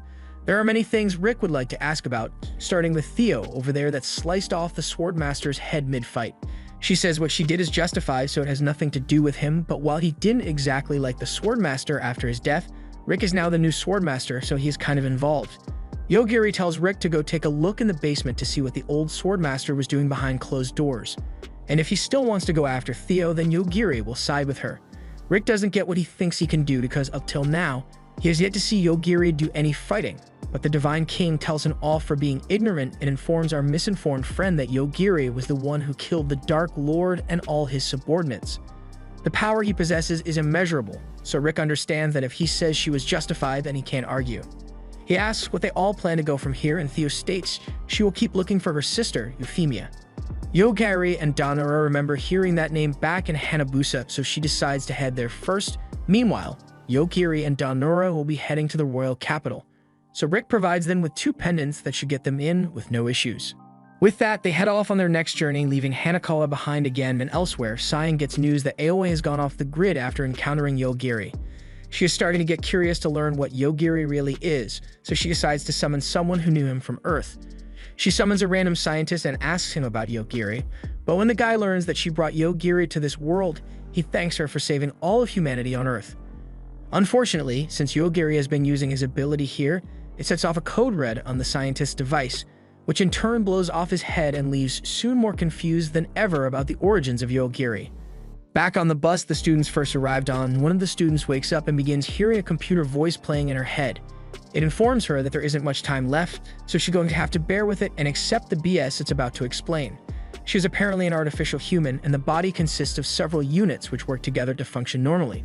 The one in control of the body right now is the personality unit, as it has the highest authority among them, so she's the one who gets to make the decision on what they do from here. Ayaka's body has limitations placed on it to imitate a human, but the hole in her chest is incompatible with life, so she can either choose to keep being human or take the limiters off and stay alive. She never even liked any of her classmates to begin with, so she obviously doesn't want to die because of them and agrees to release the limiters. With the limits broken, her body will be able to repair itself, but she's going to need a lot of organic material to do so, and it just so happens that there is a dragon corpse just laying outside the bus. She hesitantly grabs a chunk of flesh, but after taking one bite, she realizes this ain't that bad actually. We get another flashback to Yogiri's time with Asaka, and she was really struggling to prepare a family meal with the cooking skills of a broke college student. Whatever it was she tried to make, Gordon Ramsay would not approve in the slightest, and neither does Yogiri, as he tells her straight up that her food is trash. She can't handle being roasted by a 7-year-old, so she yells at him that he needs to say the food is delicious no matter what when a girl cooks for him. Otherwise, he'll never get laid. Yogiri doesn't really get what she's talking about, but she just tells him to say her food is delicious even if he doesn't think it is. He says it's delicious, but that lie doesn't make her feel any better because deep down she knows her cooking skills suck. Yogiri ends up finishing the travesty of a meal, and now that food has been taken care of, Asaka looks at the list and sees her next task is to teach him some elementary school stuff. She's getting fed up with the amount of work she has to do for this job, and she doesn't even get a bonus for it. She resigns herself to her fate and begins teaching Yogiri how to write when she suddenly hears the sound of someone approaching. Yogiri isn't too bothered by it since he knows it is probably just the porter that brings supplies every once in a while. She goes to check and finds that the porter is actually a robot that they send down here because all the people are too scared to be near Yogiri, and once Asaka realizes this thing brings supplies for them, she asks for some elementary school equipment and a cookbook so she can learn to suck less at cooking. And some things for entertainment as well, but with that taken care of, she goes back over to check on Yogiri and decides he has worked hard enough for the day, so she says it's time for a break to play outside. They get outside and Asaka still can't wrap her head around how this place has such a wonderful view, but is actually located underground. Yogiri is having fun playing in the artificial nature here, but Asaka can't help but worry that she won't make it out alive of this place for some reason. The month ends and Asaka is set to give her report on what has been going on with Yogiri. The scientist applauds her for successfully surviving a whole month on the job, as this is an all-time record. She complains that she has finished teaching him elementary school work, but anything higher is beyond her level of expertise, but the scientist assures her that it will be fine since they can just use a remote education system for that. Asaka was hoping to get an actual person to teach Yogiri, but while that would have been ideal, it's not exactly easy to fill the position when you have to sign a death waiver to take the job.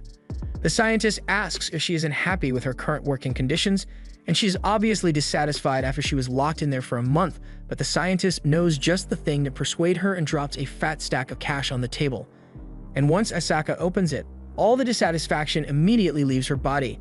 There is still the issue of not being able to use the money while she's stuck down here, but she's free to take a break from work whenever she wishes.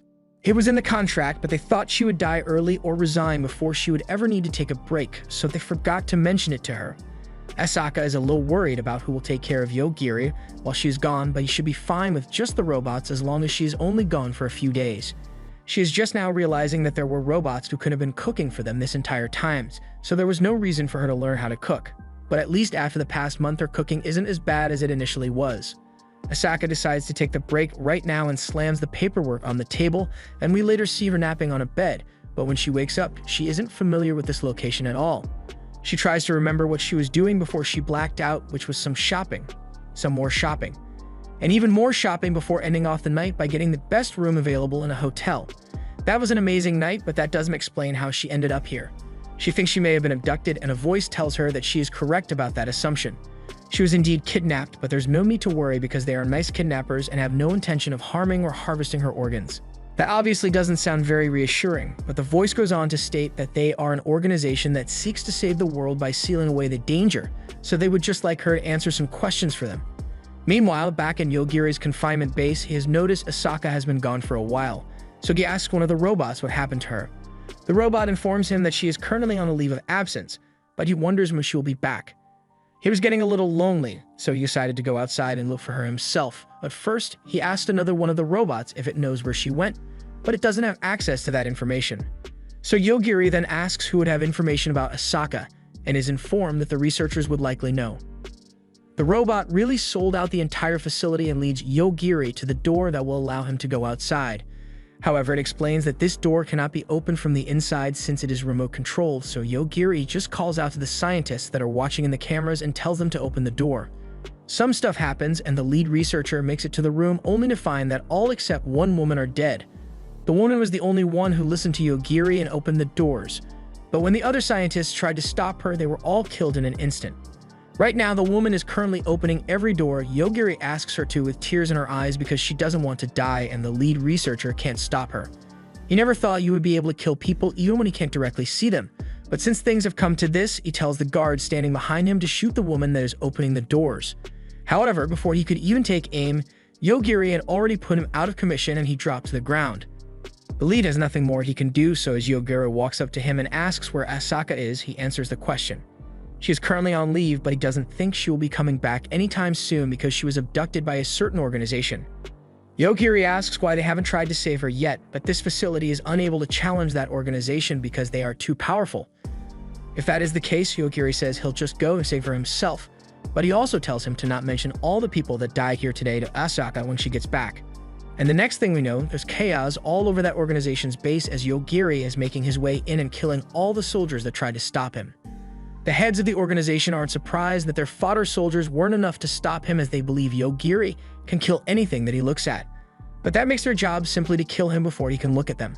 Unfortunately, they were wrong about the conditions of Yogiri's ability, as once all the snipers had gotten into position and were ready to fire, they all dropped dead before their fingers could even get close to the trigger.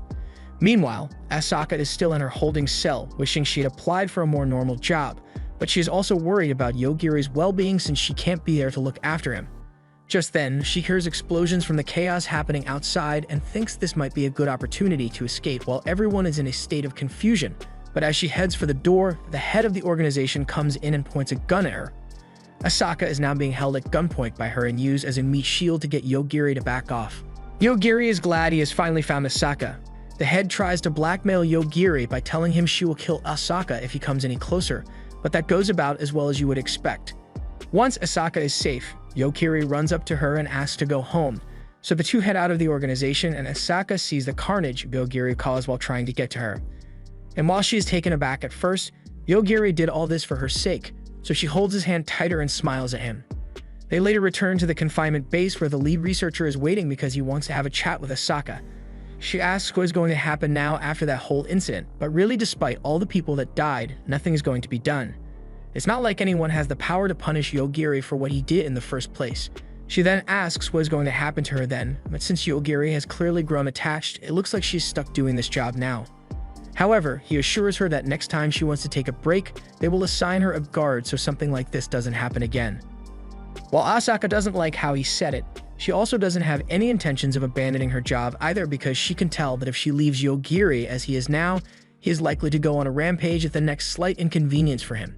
So she needs to teach him a bit more to get him to the point where he won't be a danger to the world. Back to the present, Danara is staring at Yogiri while he is sleeping and Mokomoko can tell that she is into Yogiri now. She doesn't exactly deny it, and Mokomoko would be more than happy to have Yogiri added to the family bloodline, so Danara's got her blessing for those grandkids. And she isn't opposed to the idea either. Yogiri wakes up soon after, so Danara makes Mokomoko swear to not mention anything about having children with Yogiri, so she changes the subject and says they have arrived in front of the capital gates, but she has no idea what they are going to do from here. They are also surrounded by guards who have come to investigate the strange new arrivals, so the captain asks them to step out of the vehicle. As they chat with the guard captain, Torx, he asks them to identify themselves. So they tell him that they are Sage candidates trying to get here for a trial.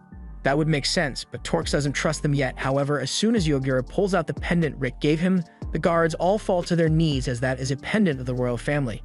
Rick is apparently a member of the royal family, so Torx agrees to let them get into the capital.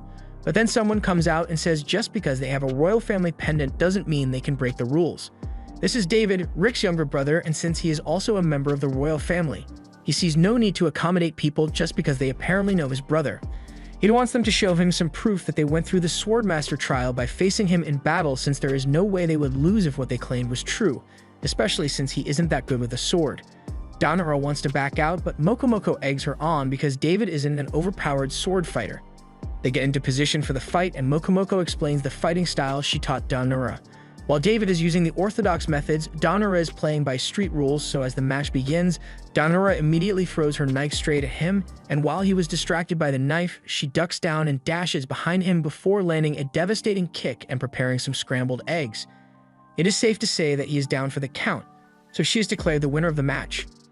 The rest of the guards praise her for the skill she just displayed as they've never seen anything quite like it before, but that's all part of the secret technique training Mokomoko gave her.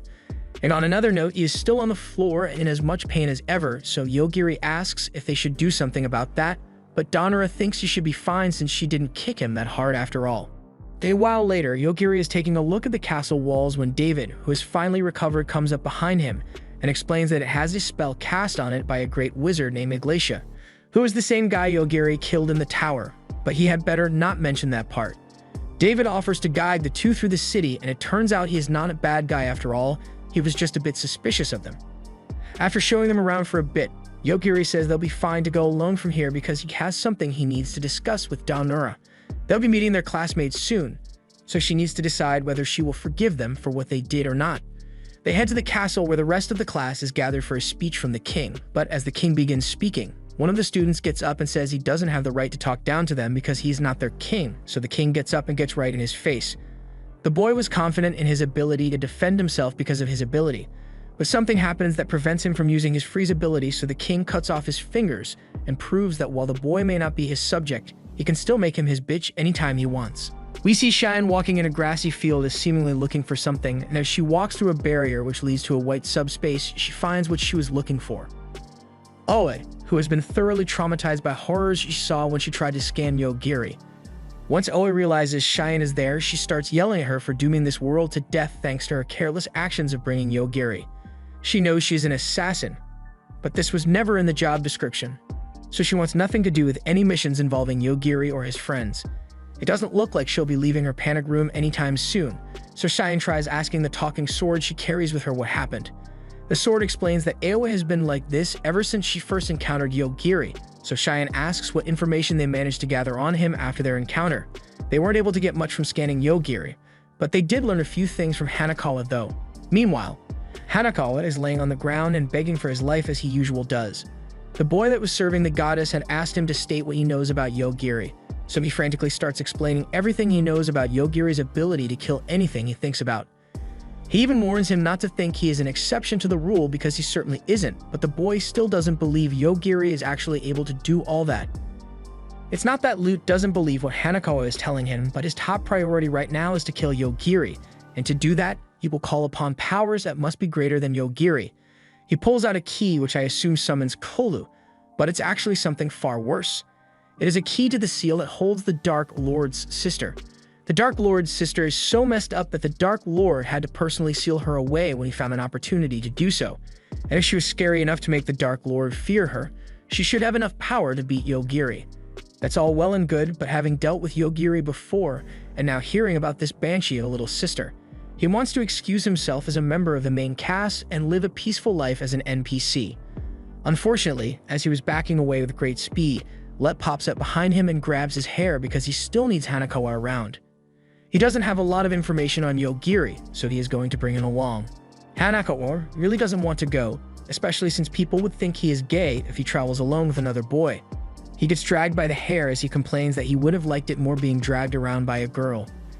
Meanwhile, back at the meeting with the king, the kid who got his fingers chopped off is receiving some limited medical attention from his classmates, while the king casually informs them that they are required to traverse the underground labyrinth beneath the capital and defeat the Dark God in order to attain their titles as sages. The king honestly thinks they are just going to die in there because they lack the skills necessary to pull it off, but it's not his job to care, so he isn't going to complain about it. Also, to explain why the boy's ability didn't work when he tried to use it earlier, is because the royal family in this world have the ability to weaken the powers of sages, so while they are within a certain range of him, their powers won't work. But he doesn't have to worry about his fingers, since once the king has stepped far enough away from here, then they should be able to reattach all his fingers. The king makes his exit, and all the students are left silent as they wonder what they should do now. All the while, Yogiri and Daonura are standing in the back and watching this unfold. Daonura finally speaks up and gets the attention of her classmates, who are all stunned and confused by the fact that she is still alive, while also completely ignoring Yogiri's existence. Elsewhere in the kingdom, the others from the Tower Trial have just gotten off the train with the Divine King and have brought her to what should be her church. As she walks in, she is greeted by a man named Holers, who informs her that he is the current archbishop of this church. The Divine King's first thought after being revived 1,000 years later was to return home, but she never would have thought this place would change so much in the time she was gone. Holers offers to show her the way to her room, where he sits down to have a chat with her. He says he is overjoyed that she is back, but they had thought she was stuck keeping the Dark God at bay over by the tower. That much is true, but thankfully, the Dark God was slain, so she is now free. In that case, Holers asks what happened to the seal key, but the Divine King had never heard of any seal, so she doesn't know what to say. Holaris believes she actually doesn't know about it, so he pulls out a magic item and uses it to weaken her. While that happens, Yogiri and Danura are having a discussion with their class president, and he straight up tells them that he doesn't think it was a bad decision to leave them behind, and if put in the same situation again, he would do the same thing. She asks if he is displeased that they survived the dragon, but before he can answer, another one of their classmates comes over and says they shouldn't be fighting with one another in a world where they have so few allies. The girl seems to be well known, but Yogiri never paid attention in class, so he has no idea who she is. Danura informs him that she is called Akino, and back on Earth, she was a famous idol in the entertainment business, so it's no surprise that she is so really popular among her classmates. Yazaki makes the argument that they can't be sure they can trust the two, but she points out that he is only saying that because he knows that if he were put in the same situation they had to go through, then he would have definitely been seeking revenge by now. With how she is talking, it is clear that Akino is the one in charge here, meaning Yazaki lost a large chunk of his influence on the class a while ago.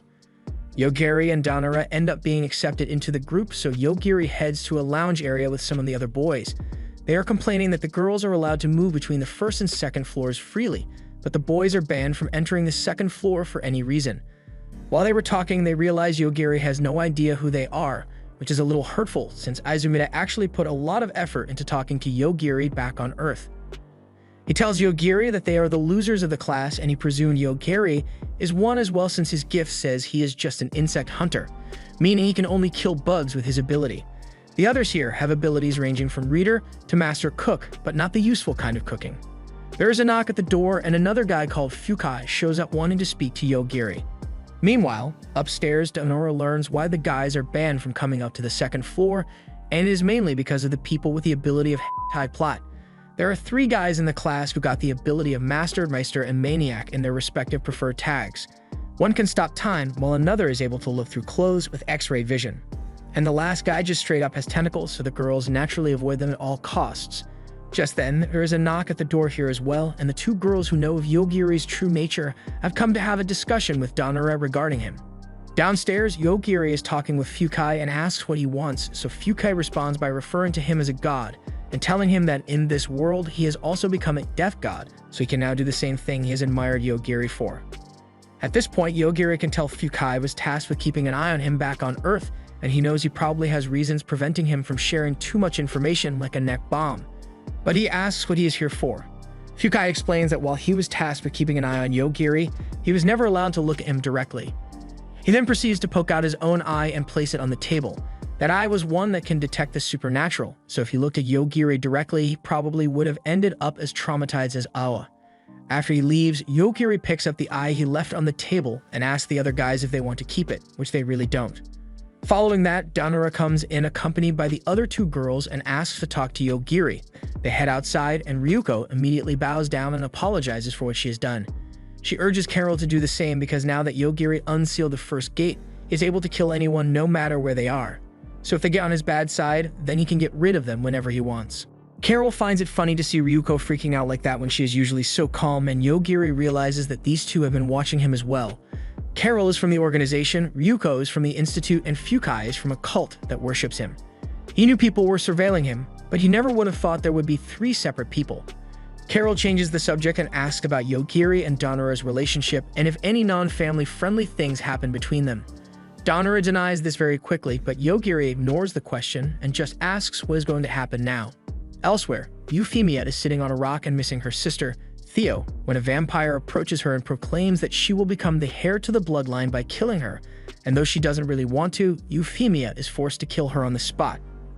Back to Yogiri and Danura, they've been given the rundown on everything that happened with the class recently, and also find out that Akino's ability makes it possible to restrict the use of one's abilities, particularly the hentai protagonists. That aside, Yogiri tells them he came here so he could talk to Shine about getting home, so the others agree to join forces with him. The next day, the students are set to head into the dungeon for the first time, and they are all wearing outfits that match their abilities, but look way goofier than they intended. The guide for their expedition soon arrives, and Danura is shocked to find out that it is Rick who will be helping them. On the boys' end, the one assisting them is David, who informs the group that as a member of the royal family, his power is able to fully suppress a demonic creature, and Udari asks that he suppress their powers as well so they can test out how capable they are here.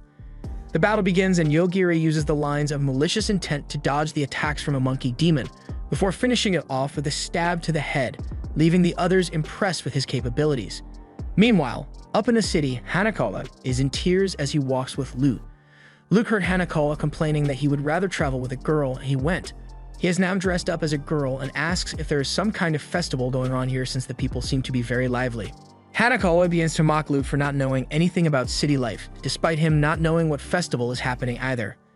In any case, the sister of the Dark God should be sealed away somewhere in the capital, so they are going to have to search around until they find her.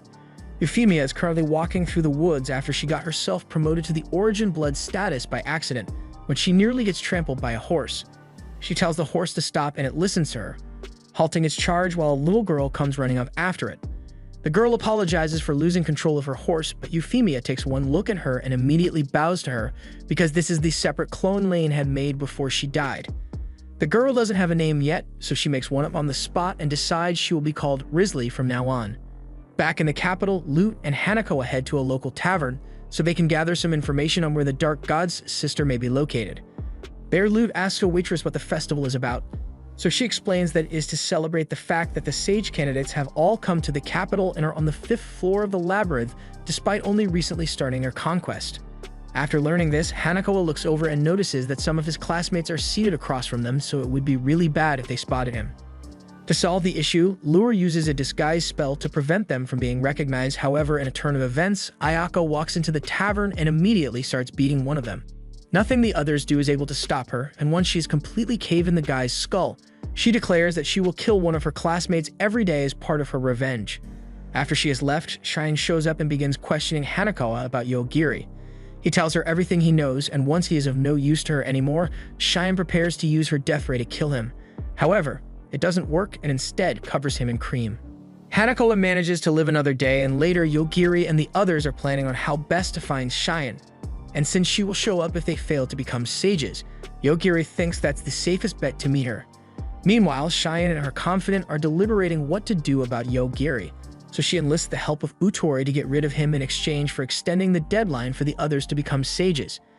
Ayaka is currently atop a tower looking for her next victim among her classmates, but she is unable to find anyone. Since she is a robot, her system begins analyzing the DNA that was gotten from the dragon meat she ate, but while it was busy doing that, a rock gets thrown in her head with a great deal of force and accuracy. She is durable enough to not immediately die from it, but it still hurts like hell, so she asks the system to find where the attacks are originating from. As more rocks are sent hurtling towards her, the system is able to pinpoint the attack's location, and as a precautionary measure, it advises that she uses her flight ability to close the gap between her and the sniper as soon as possible. Shinoyama Riona, who has the ability to increase her strength by several times her normal capacity, and she came in with the game plan of just chucking rocks. She couldn't just let Shinozaki get away with hunting down innocent people for the sake of her own twisted sense of revenge. So now that they are face to face, she switches from her main plan of throwing rocks to her backup plan of throwing hands. As Riona tries to box Shinozaki into submission, all of her attacks seem to be reflected by some sort of barrier she had set up, so they aren't able to connect as she would like them to. Having learned all she needs, Shinozaki finally fights back, and as expected, Riona gets beaten, also losing an arm in the process. In the face of defeat and having lost an arm, rather than scream out in pain, she begins looking for excuses for her loss by saying Shinozaki only won because of the royal family that weakens the gifts of all the students within the capital. Meanwhile, Hanakawa and Lute have just entered the dungeon where the Dark Lord's sister should be held captive. He is eager to get on with the revival by traversing the dungeon, but Hanakawa remains hesitant because they have no plan of attack heading in here. He could just leave him behind if he keeps complaining so much, but the fact remains that they don't know their way around here, so they would probably just end up getting lost if they tried it now. Just then, they notice a girl standing suspiciously in the middle of the dungeon. Hanakawa wonders if she is one of the explorers of the dungeon, but that doesn't seem to be the case as Lute recognizes her.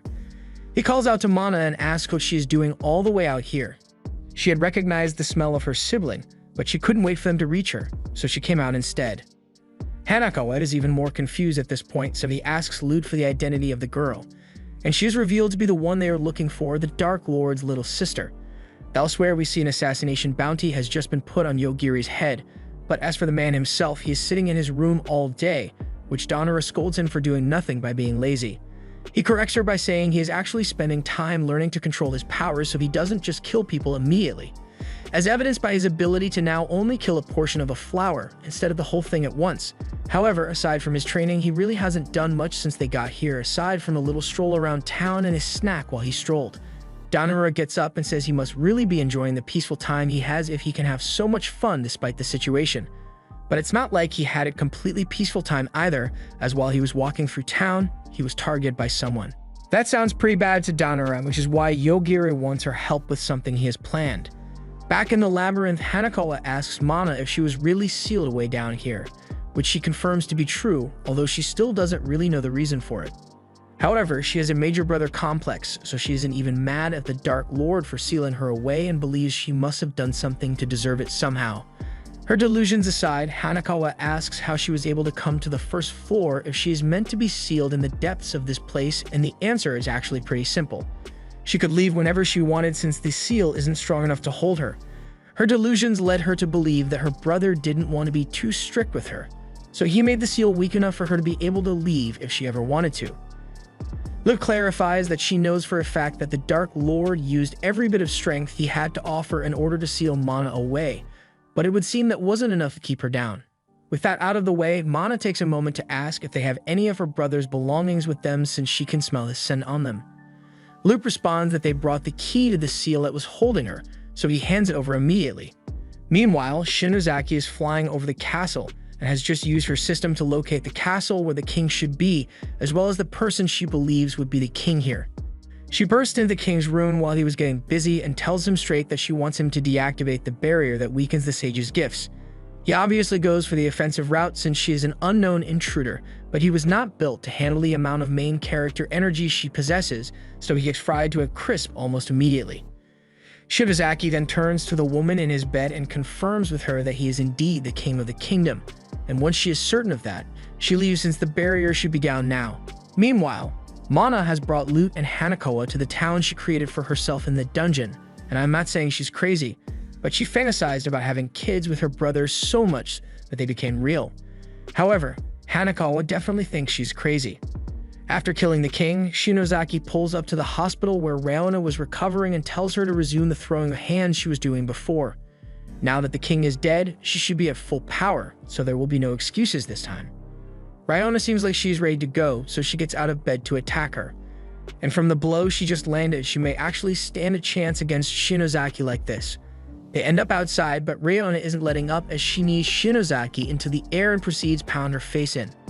Unfortunately, she still doesn't have a solution for Shinozaki's attacks as she gets her arm chopped off and her body suspended in the air while she is choked out.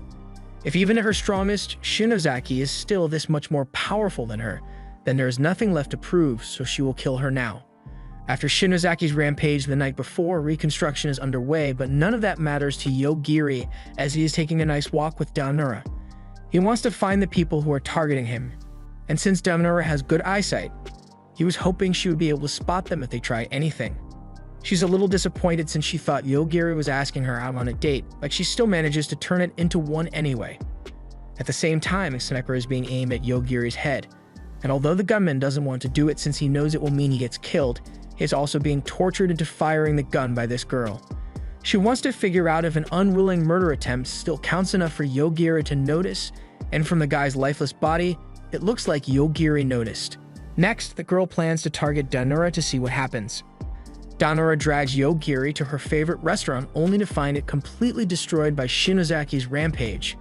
She is angry, but there are still other places that she can go to with Yogiri, so she starts searching the map. Just then, a bullet is shot, so Yogiri pulls her out of the way before she is killed, leading to a random dude in the background meeting his end. The guy behind the computer orders for more shots to be fired, but he didn't realize the mess he had gotten himself into when he messed with Yogiri's girl, as Yogiri is now after him. He immediately tries to vacate the country for the sake of his life, but Yogiri kills his helicopter mid-flight and causes him to crash. He parachutes out, but almost immediately after, Danura appears behind him and pile-drives his head into the ground. Once the guy regains his footing, he finds himself face-to-face with Yogiri. The fact that he didn't immediately run away means he knows all about Yogiri's powers. At the same time, Mokomoko makes herself useful and takes out some spirits that were sent after Danura. She proceeds to finish off the two spirits by smashing their heads together. The guy starts sweating now and throws all his spirits at Yogiri, but they are all killed one after the other. He has nothing left to fight back with, but before anything else can happen, a knife is thrown at Yogiri by the girl from earlier. And this time, he was actually taken by surprise and needed to be saved by Danura. He actually seems to know the girl and says a command which forces Enju to go offline. He tells Danura that he will explain everything later, but first he threatens the guy, so he tells him everything he knows. Meanwhile, Utori is doing his own research on Yogiri's capabilities and trying to come up with a way to counter them. Back with Hanakawa and Lute, they are being led around by Mana, and Lute takes the opportunity to apologize to Hanakawa for bringing him all the way out here. He appreciates the apology, but it sounds like he's getting ready to die with how he is talking. Lute hands Hanakawa the key to the seal and says he is now the representative of the Dark Lord, so Mana probably won't kill him as well, but she is definitely going to kill Lute once she finds out he let her brother die. Back on the surface with Yogiri, the man has just told him everything that he knows and promises not to come after him any longer, but Yogiri says he is still going to kill him anyway. Yogiri knows that the guy's ability allows him to create any object from Earth here, meaning he could make as many Enju clones as he wants, and that's something Yogiri can't let happen, so he has to die. They later bring Enju to a room where Yogiri explains that she is someone who he used to play with as a kid. Or to be exact, it is a robot that was modeled after Enju, but this one was made to kill him. He wants her to be able to rest forever, but that doesn't mean she is dead. She's probably doing fine right now and relaxing at home. What he was referring to was the robot version of her, since no one would want a robot version of themselves out in the world doing evil stuff. Meanwhile, Shinozaki is going after more of her classmates, but she chose to go after the chef, and we all know he's about to cook. Shinozaki's arm gets chopped off in an instant, and she is left shocked since she was sure her dragon scales could block any attack. One of Yugo's abilities allows him to cleave anything he considers to be an ingredient, so no shield can block his attacks. With that being the case, Shinozaki tries slicing him up before he can attack again, but he just appears again as reveals that another one of his abilities allows him to be in multiple places at once to cook efficiently. He also knows the exact location of anything he considers as an ingredient, so she can't hide from him either. However, while his abilities are definitely broken, he didn't have an answer for the most important part of being a chef, so he got cooked. After Yugo was killed, a meeting was held among the surviving class members to decide what to do from here on out. They are being killed at an alarming rate, and the kingdom has asked them to leave immediately because of Shinozaki's constant attacks, so the only option left for them is to complete their objective as soon as possible and all head into the dungeon. We next see them on the 6th floor of the dungeon, and David has volunteered to go with Yogiri and Danura because he wanted to see this floor with his own eyes. The class prepares to battle an army composed of thousands of monsters, and honestly isn't much of a challenge for them, as they wipe every single one out. Meanwhile, in Mana's chambers, Lute informs her that her brother is dead. He was expecting an outburst of emotion from her, but she calmly states that she knows death will come for everyone, and she will definitely take revenge on the ones who killed her brother. But first, she's going to have to make sure he comes back by giving birth to him. Hanakawa doesn't believe he heard her right, but she was dead serious about it and took Lute's arm so she can use the essence of the Dark Lord on him to make it happen. She was about to take his head as well, but Hanakawa stops her and asks if she can at least let him live. She surprisingly agrees to let Lute live as long as Hanakawa undoes the seal, so he does so without hesitation. Back with the class, they are setting up camp for the night and build a frickin' castle to rest in. They have a party to celebrate their success in getting through the underworld easily so far, but Yogiri is nowhere to be found and is spending his time playing games outside. He ends up spotting David, who seems to be acting strangely, so he follows him until he sees that he's about to walk straight into a pit.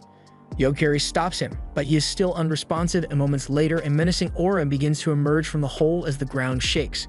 Meanwhile, back at the castle, Cheyenne has just shown up and doesn't like that things have been so easy for the class, so she wants them to just kill each other until someone gets strong enough to be a sage.